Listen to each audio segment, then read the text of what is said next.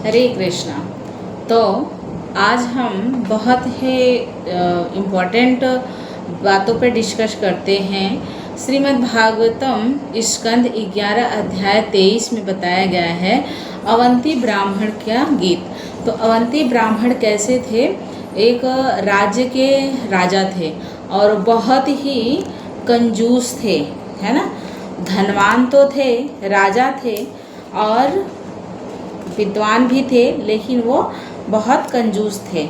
वो अपने धन के प्रति और अपने संपत्ति के प्रति बहुत क्या करते थे, देख रेख करते थे और बहुत ही कंजूस तरीके के थे। तो आज हम उन्हीं के बारे में पढ़ते हैं और जानने का प्रयास करते हैं कि भगवान कृष्ण बताते हैं उनको ब्राह्मण के पुण्य भंडार, उसी ब्राह्मण का पुण्य भंडार उस सूखी डाल जैसा हो गया जिसमें फल अथवा फूल नहीं लगते।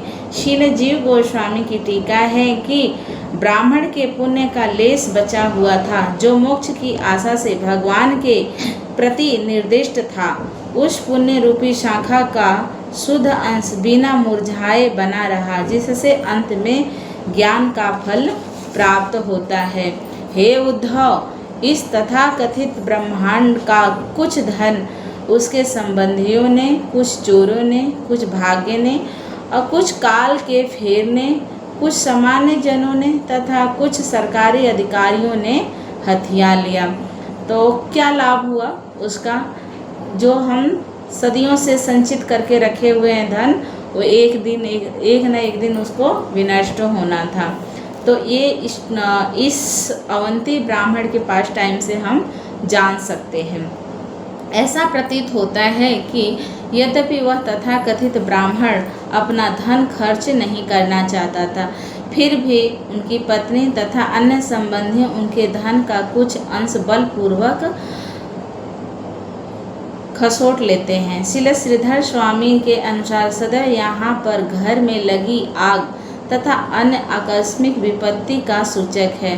कालतः ऋतुओं के अनियमितताओं के कारण फसलों के विनाश तथा ऐसी ही अन्य घटनाओं का सूचक है। श्रील भक्ति सिद्धांत सरस्वती ठाकुर इंगित करते हैं कि किसी को अपने आप को ब्राह्मण घोषित नहीं करना चाहिए, अपितु उसे चाहिए कि वह भगवान की सेवा के रूप में अपनी मूल पहचान को समझे। जो व्यक्ति अपने को ब्राह्मण घोषित करता है किंतु भौतिकतावादी मनोवृत्ति रखता है, वह असली ब्राह्मण नहीं अपितु ब्राह्मण बंधु या तथाकथित ब्राह्मण है। वैदिक आदेशों का पालन करने वाले भगवान विष्णु के विनीत भाव अपने को अभागा तथा भगवत धाम को समझ पाने में असक्षम होते हैं। वे गर्वित होकर अपने को ब्राह्मण नहीं घोषित करते, किंतु जो चतुर होते हैं वे जानते हैं कि ऐसे विनीत भक्तगण ही वास्तविक ब्राह्मण हैं, जिनके हृदय में सतोगुण के द्वारा विमल हुए रहते हैं।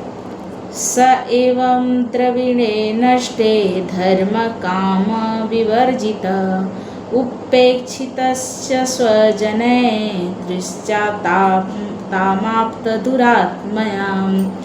अंत में जब उनकी पत्नी पूरी तरह नष्ट हो गई, संपत्ति पूरी तरह नष्ट हो गई, तो वह ब्राह्मण जिसने कभी भी धर्म या इंद्रिय भोग नहीं किया था, अपनी पारिवारिक जनों से उपेक्षा किए जाने लगा। इस प्रकार वह असहनीय चिंता का अनुभव करने लगा।